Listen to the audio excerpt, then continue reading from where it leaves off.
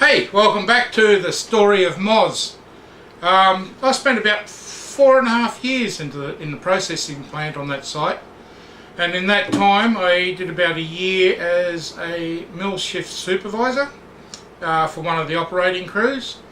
Was invaluable experience. It set the basis for my progress to management. As a mill shift supervisor, I looked after the health, safety, environment, and gained experience in people management. So I've got a couple of stories to recount to you. So if you'd like to hang on and listen to them, let's go to Moz Goes Processing, Part 2.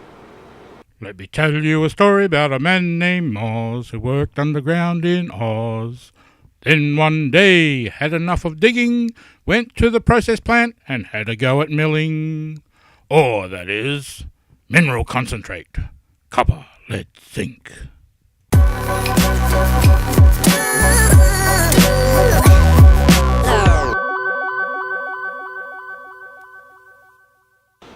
Righty then. In a recent live stream with Mario, we had a bit of a talk about the fires that are happening at the moment over in the States and those in Australia, both in New South Wales and Queensland.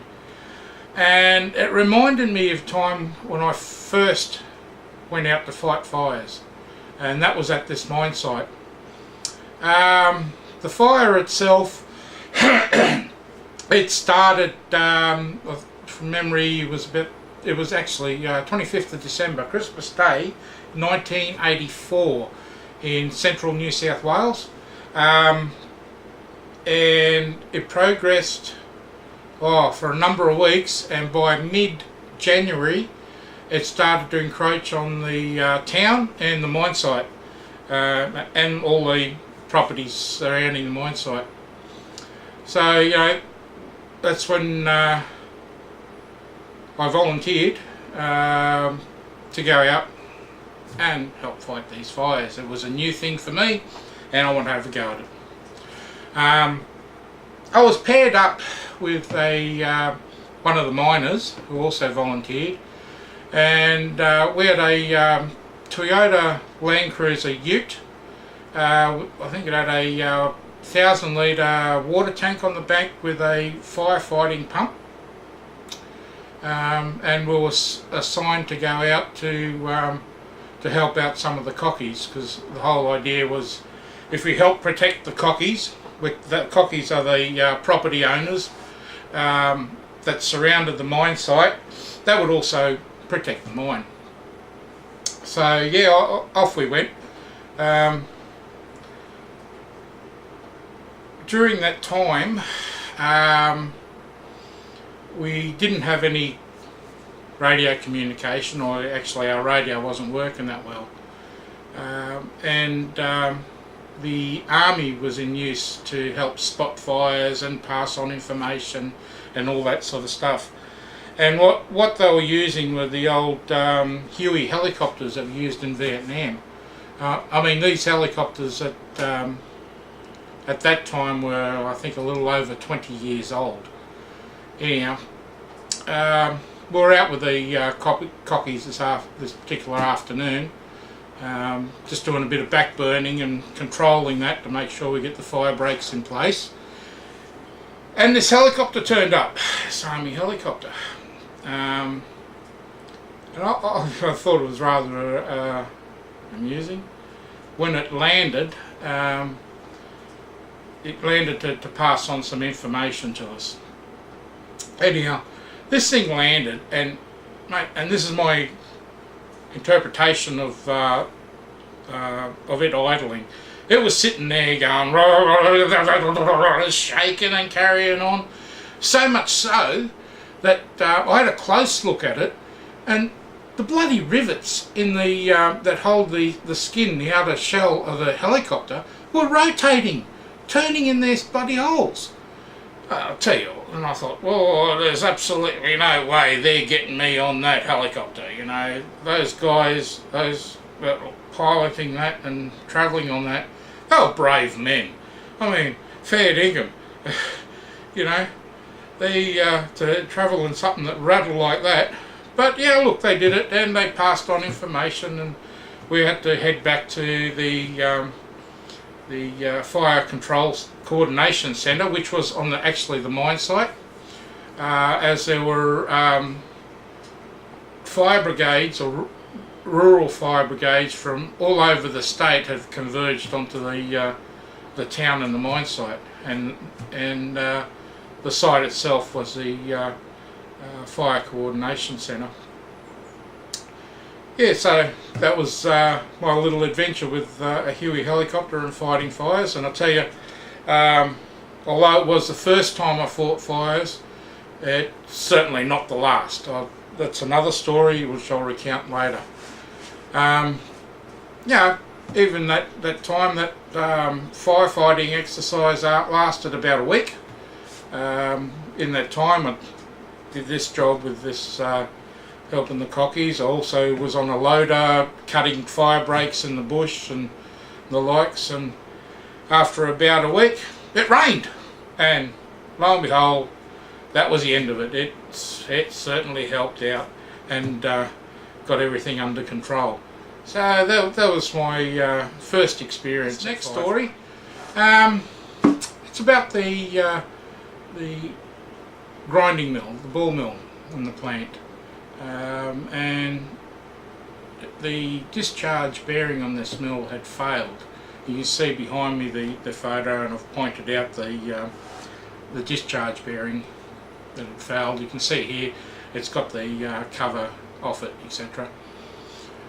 With this mill, the actual bearing itself is part of the end shell of the mill itself. So there was a lot of prep work done beforehand. The balls had to be emptied out of the mill, all the liners taken out to lighten it up, and then the mill itself braced. And there'll be a photo there where you'll see the bracing inside the mill. Anyhow, that's not the story, but we'll carry on. This was a bit of a, I don't know, I'd call it a comedy of errors, for want of a better expression.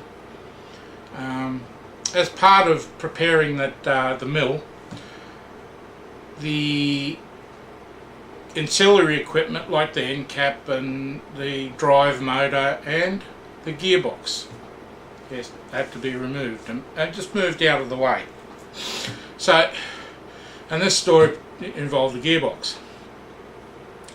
The engineers had calculated the weights of the weight of the gearbox, etc., and coordinated with the crane operator to make sure that his crane could lift it and slew with it. And when I mean slew, it picks it up and can turn around and drop it in another location just to get it out of the way.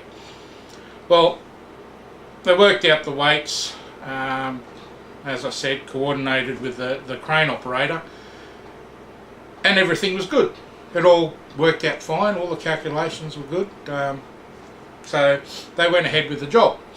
So, you know, the fitters, they disconnected the gearbox and undid all the mounting bolts, etc. The riggers rigged it up to the crane properly and did all their job perfectly. The crane lifted it, and it lifted it up straight up fine. And wow, then it began to slew. But once it slewed, or started to slew, the gravity took over. You can't beat gravity. And hey, this resulted, that you can see behind me. It tipped the crane over. The only thing that stopped the crane from actually tipping right over was the jib. Ended up through the side of the mill and into the plant and into the MCC, the Motor Control Centre. So you can see some photos behind me.